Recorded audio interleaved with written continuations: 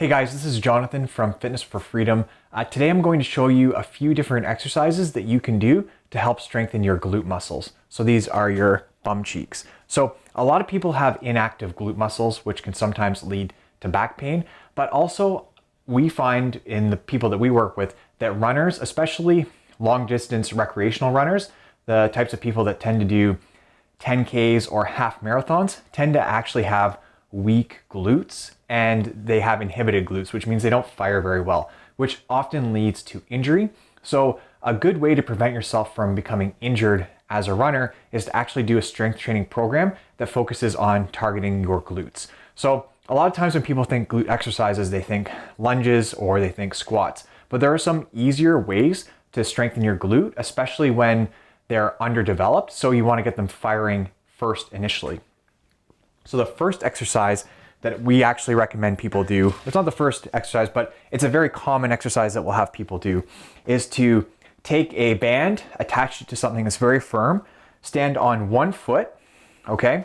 And then they're going to actually do just a light row with the band, pulling the band with the hand on the same side that the leg is in the air, okay? So you're squeezing your shoulder blade down and back and rowing as you normally would, and then you have to stabilize your hips and your body to keep yourself from rotating. And when you do this properly and you're not letting your hips rotate as you pull it, then you will feel your glute activate. And that's a great exercise to do to help strengthen your glutes. So we're just gonna be back in a second with the hip abduction on the wall. So another exercise that we think is really beneficial for runners specifically is the hip abduction into the wall. So what's different about the hip abduction is that you're training the abductors on your hip, specifically the outside hip. So to do this exercise properly, you lift the ball so it's about 2 inches up off the floor. You set up so that your hips and shoulders are perfectly square to the ball and the wall. You can place your hand, I recommend you place your hand on the wall for balance, and then you're going to lift your foot up and push it into the ball, 2 to 3 second hold, and then relax. And you're going to repeat that exercise every time, and you'll feel it burn on the outside abductors of your hip. And we just really like that exercise because most endurance runners or recreational endurance runners tend to have weak hip abductors, and strengthening your hip abductors will help make you a stronger runner. So we're just going to go down to the floor and go through a couple of other exercises that you can do to help strengthen your glutes. Hey guys, so in this video we're going to talk about how to do a proper clam opener. So I like the clam opener in this particular circuit because it's a rotational exercise for your hip where you're actually moving, and it's not just a stability or activation exercise. So to set up properly for the clam opener, you're going to lay down on your side so that your hips are bent at about 90 degrees to your torso and your knees are bent at about 90 degrees. And the heels on your shoes line up roughly with your bum.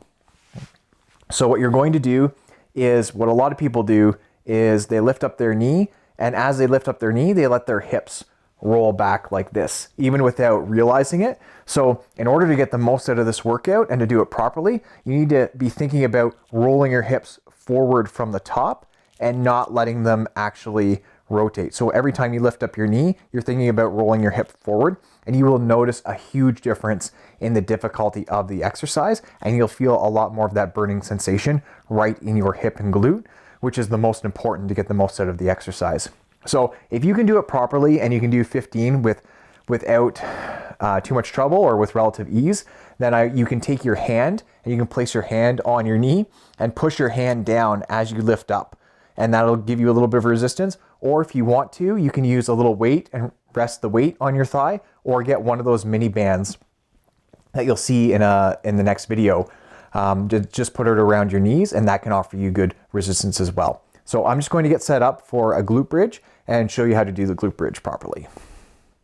So now we're going to talk about the glute bridge. So lots of people, when they do the glute bridge, what they'll do is they'll do it without this little mini band around their knees, which is fine, or they'll squeeze a ball between their knees. And you don't actually want to ever squeeze a ball between your knees. Well, you probably don't ever want to squeeze a ball between your knees because that inhibits your glutes, because your glutes are external rotators of your hip. So when you squeeze a ball between your knees, you're actually inhibiting your glutes and making it harder for your glutes to activate. And we're trying to get your glutes to activate as easily as possible. So that's why I like to have you use a band around your knees or your thighs when you do this exercise.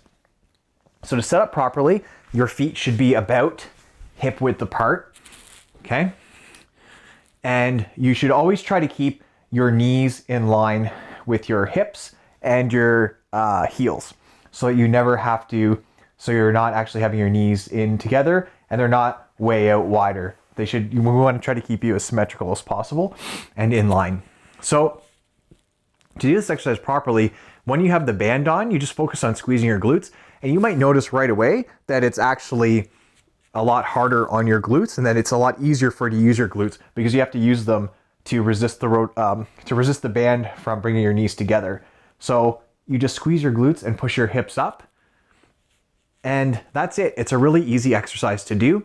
If you feel like you can do 15 repetitions and that's relatively easy, you can either get a heavier band, which I would recommend doing anyway, or you can do a static glute bridge where you're just holding it. So that's why I like using the band when you do a glute bridge, because it really activates your glutes and will help make you a stronger and more powerful runner. So just hang on a second. We have one more exercise to go through, and that's the backwards gorilla walk. So this is the last exercise that we'll recommend today to help strengthen your abductors and your glutes.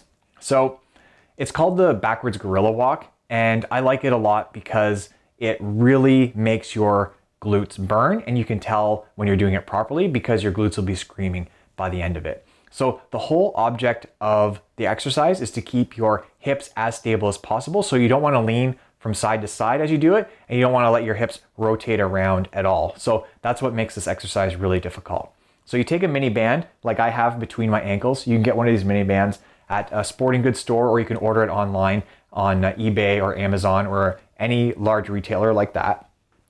And you're going to walk backwards, taking little tiny steps. So you're going to step with one leg, follow it with the other, and you're going to go back with the same leg for that third step, okay? And you're going to repeat that probably for 15 or 20 steps. And by the time you get to somewhere between 16 or 20 steps, you want to keep it even. For this particular exercise, your glutes will be screaming and you'll know that you're working the right muscles for sure. So I hope you found this video helpful. If you have any questions or comments, please leave them in the box below and we'll get back to you, and good luck on your running journey.